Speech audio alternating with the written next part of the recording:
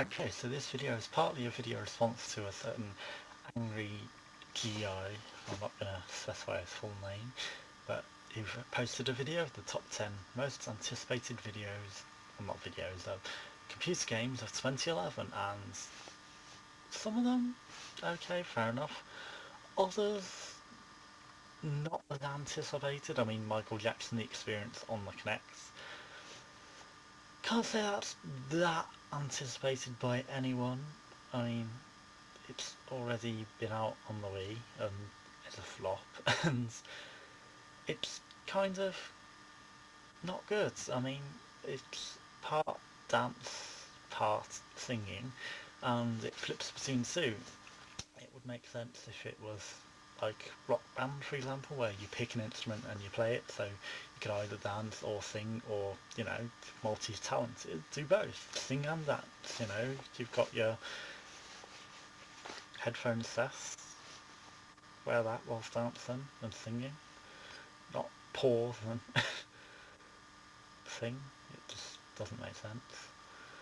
So yeah, and the glaringly obvious, most anticipated game by any big geek out there has got to be Portal 2. Where was that on the list? I mean, you call yourself a gamer and you miss that? Seriously? I mean, I'm going to do a separate video on Portal 2 because I plan to talk about that anyway, and how it could be going on from the original Portal, and an explanation as to how the plot would follow on, why it would exist, and because obviously Shell dies at the end, and so just GLaDOS, but there are plot explanations as that, especially if you don't want to go into it too much, so yeah, watch a separate video. I mean, it will explain more. And then there's the other game, which was XCOM, which can't say I'd actually heard was coming out, and having played the original series quite extensively as a kid, I mean, I played XCOM, UFO, Enemy Unknown.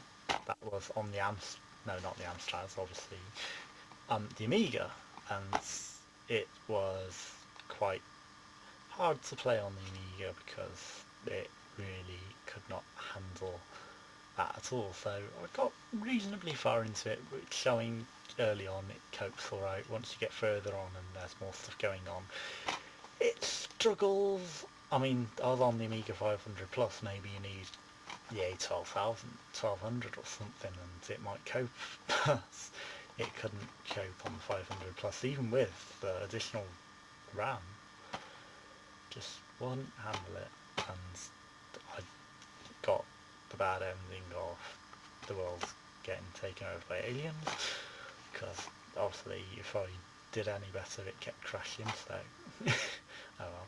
Then there was UFO, or XCOM, Terror from the Deep, and I had that on the PlayStation. It coped with that alright, and I got quite far into that. I mean, I got to the enemy base invasion, but then I don't know, I just stopped playing it.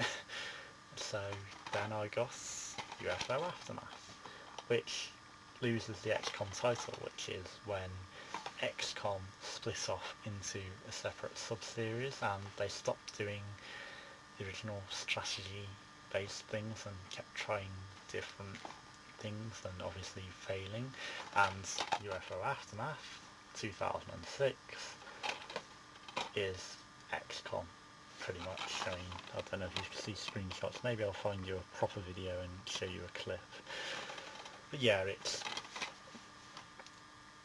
XCOM basically in its standard format. You build your base somewhere on the planet, you've got your turn-based system when you actually go to investigate crashed UFOs that you've shot down, or where they're invading towns and all that, and it follows the same plot. I mean, there's probably about 8-9 XCOM titles. I don't know if they're officially called XCOM, but the plot follows on, because they've got UFO, Enemy Unknown, they've got Terror from the Deep, and then the branches off. I mean, there's Lost Planet, I think it's called, where you've got the bad ending and you're on the moon because there's a moon base and you're trying to take back Earth. I haven't played that one.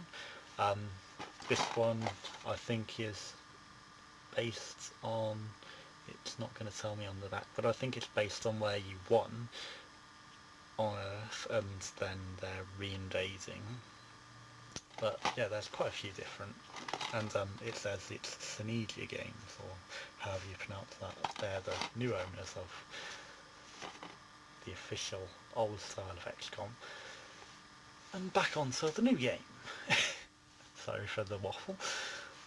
But yeah, in the new game, it's set in what I call the Dark Skies era of Aliens, because it's the top hats and suits and 50s, 60s Ronald Reagan sort of era, and they're not the same as any of the aliens in the original XCOM series, which are reticulons or whatever, your standard greys, at least not in the videos that they've shown. They've shown ink oil sort of monsters that invade people, which is stolen from X-Files, because there was the dark oil that possessed people.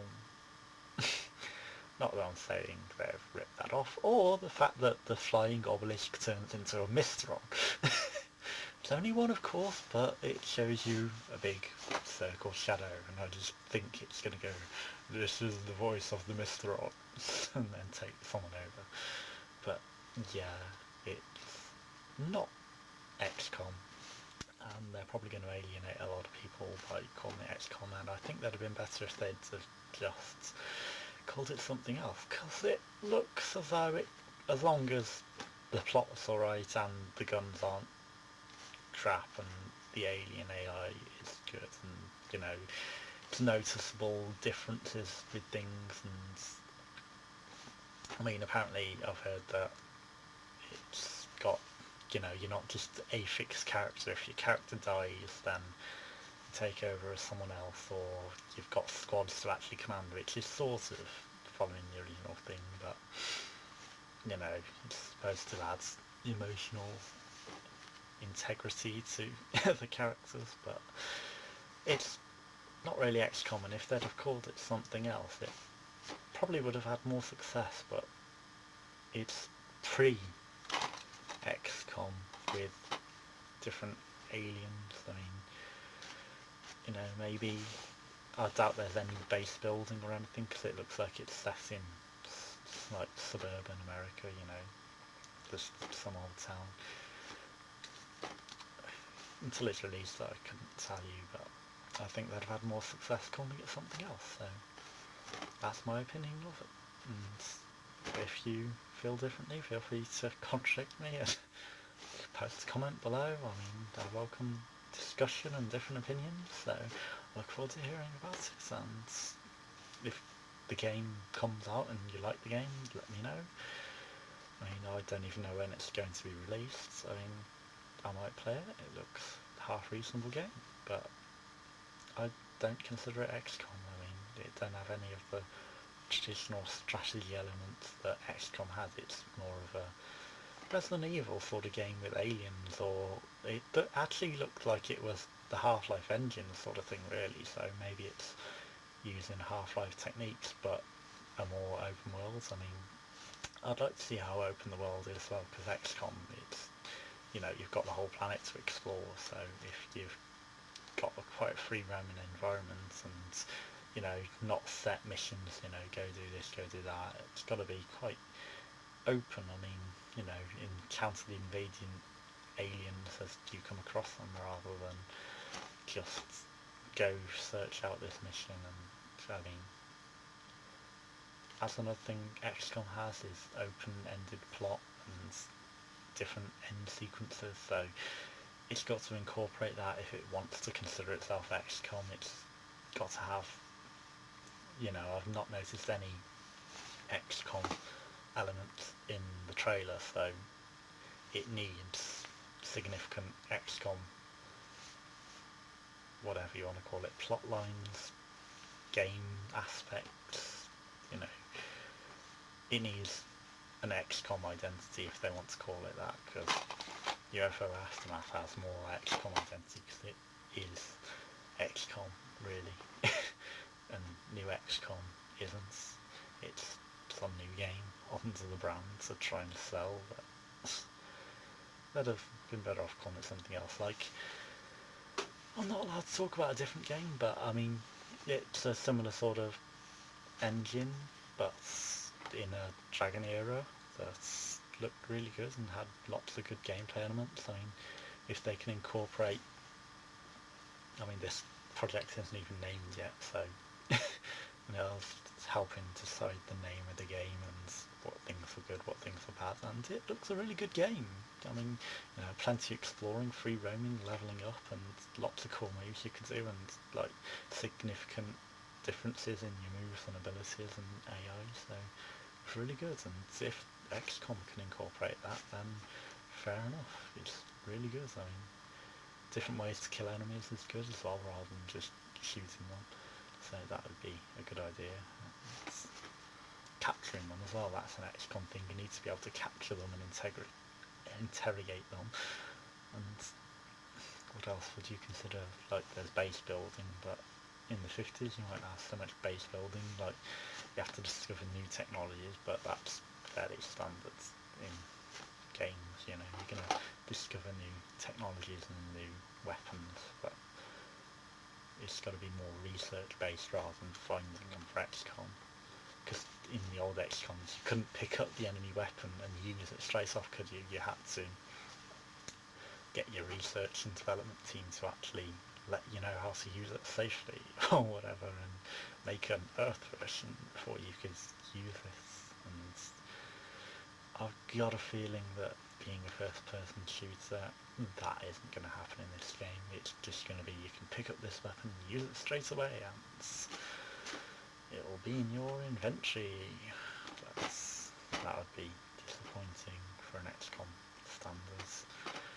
And I'm guessing that the obelisk UFO, it's obviously not a creature, it's a UFO, I reckon. You know, you're going to have methods of transport, Halo style, or is it just going to be things to attack? I reckon you need to be able to use vehicles and modes of transportation really to consider it an XCOM game rather than just run arounds. Just my opinion. Have a good day. I'll catch you later.